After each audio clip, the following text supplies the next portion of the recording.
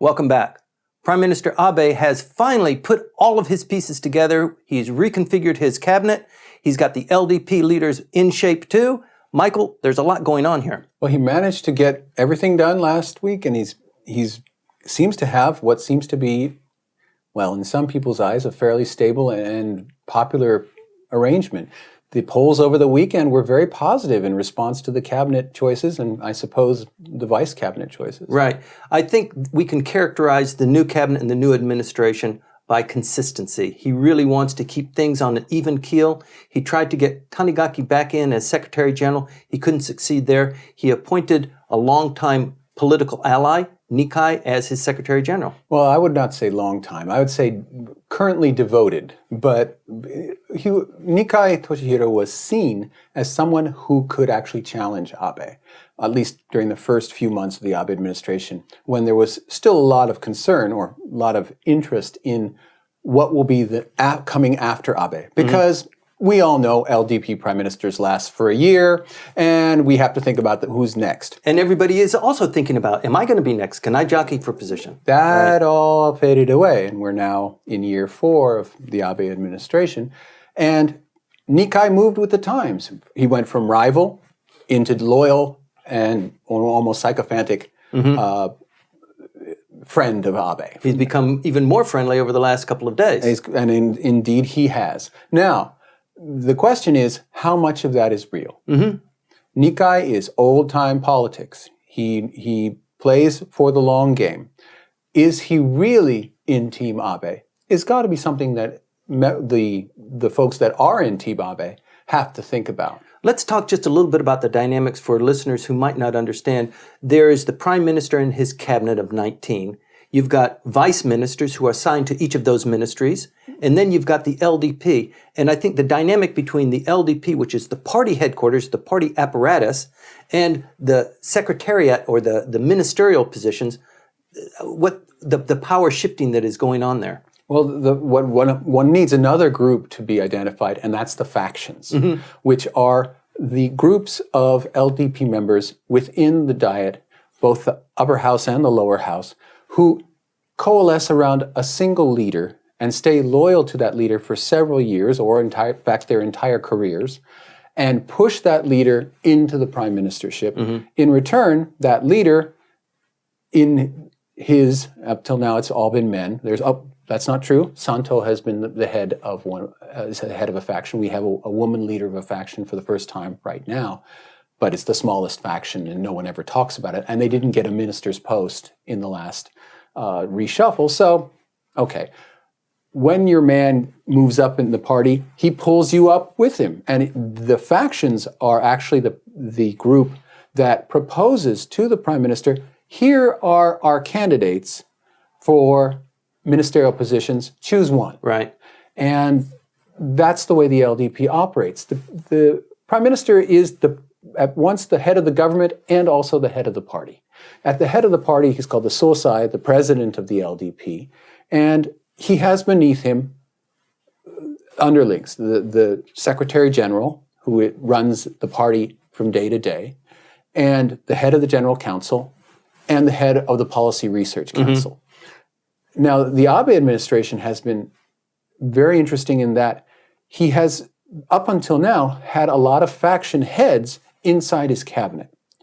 This last cabinet reshuffle, though, some of them got swept out. Ishiba left, Ishihara left, and whoosh, now we have a different dynamic. We have faction heads both in the secretariat of the party and inside the cabinet, but nowhere do they seem to be having the influence that they used to have in the party apparatus. One of the interesting points on this is that the prime minister, though, must relinquish his party position when he becomes prime minister. Well, he stays the head of the party, but he relinquishes his faction membership, sure. And so even though the prime minister is a part of the Hosoda faction, of Mr. Hosoda, which is actually, it's called the Seiwakai, and it has a long history going all the way back. Many prime ministers come out of that. All the way back to Mr. Abe's grandfather. This group, he had to leave it officially. But everybody knows that he's still in on it, and they received the lion's share of posts in the cabinet. In addition, Mr. Hosoda was named one of these posts. He was named head of the General Council, so that the Seiwa Kai is absolutely dominant in real terms over the party, which is why we focus on Nikai, because he's a faction head of a medium-sized faction, and he's in the central party position of Secretary General, which is the guy who is in charge of day-to-day management, in charge officially of election results, and also in charge of personnel. Right. And Mr. Tanigaki was perfect in that role for Abe, because Tanigaki had no hopes of ever rising in the world and had given up, basically. He had been president of the party while the party was in opposition. A very successful president of the party. If you by successful mean obstruct, stop, delay, be basically near treasonous in your behavior, he was successful. I would agree with you on that. What they did during the period after 3/11, after the natural disaster and then the Fukushima disaster, what they did to cut down the government of Naoto Kan was borderline criminal and certainly was not patriotic. Never to arise again. No, I'm not going to. I have spent too much ink and too much of my breath screaming about that, and I've given up at that point. But yes, he was perfect at that time, and he was perfect for Abe because he had served as president, had never become prime minister, only the second time that has ever happened in LDP history that the party president did not become prime minister. And he was done. And he was a moderate, he was a China-friendly, good choice. Okay, so Nikai comes in. Nikai is China-friendly. Good. He is considered a moderate, yes. But he's in his 70s and he still has the thirst. He still wants to be in charge. At least that's what people think.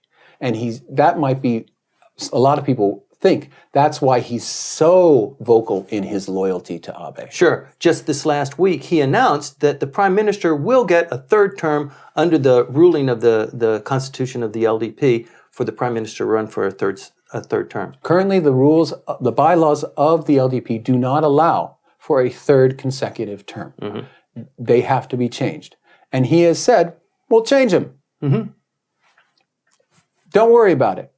Now, that goes against the grain of this particular cabinet, because the cabinet sure looks like an Abe last cabinet. I'm going to put in my friends. They may not be in jobs that they're appropriate to. One cannot say that Inada is really the best choice at defense. She's never been a defense wonk, and her views on history are absolutely sending Beijing and Seoul into a tizzy. They're sending ships into the same countries. Maybe that. And then we have Seko at METI. He has no economic experience. What is he in charge of industry for? But they're extremely loyal and good friends of Abe. At that point, he's giving out the spoils to his friends. In 2 years, he's done. He's out. Poof. Well, isn't it true, though, that when prime ministers resign, being prime minister, actually their power increases because they're in the background, they can control things, they can be inside their faction, they can actually do something of great significance? That was sort of what people were talking about in terms of having Tanigaki around. Tanigaki was always a possible replacement for Abe from Abe's point of view, that he would have a malleable milquetoast figure that he could manipulate from behind the scenes. It's a bit far-fetched, but that was one of the theories that was put forth for Tanigaki's real longevity at the post. I'm of two minds on that one. I can see where you can get that idea, but I think Abe really wants to make some kind of statement when he leaves, if he leaves. The issue of changing the bylaws is childishly simple. You have the January meeting of the LDP. Every year they have the annual meeting.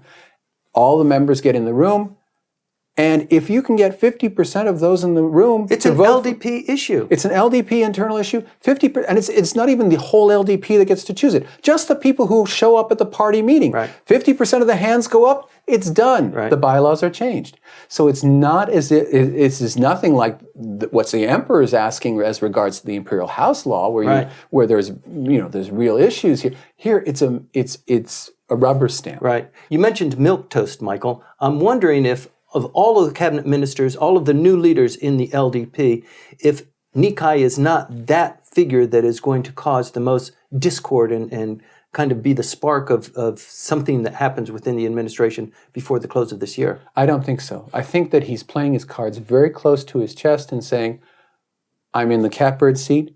I get to choose any new people who are put up in terms of a House of Representatives election. I'll get the first dibs on House of Councilors election in 3 years' time. If I'm still around, I'll be in charge of the party apparatus. I will be tasked with dealings with China. I'm sure their phone is going off in his office right now as regards these ships that are in the Senkakus. Get over there to Beijing and talk to these people. He's in a wonderful position for him, and I don't think that he's going to make waves. With the election of half of the upper house and the new governor, you would think that the news cycle is slowing down. In fact, it's speeding up. You can anticipate over the next 4 months an awful lot happening in Japanese politics. We're going to be watching it and reporting to you. Please stay tuned.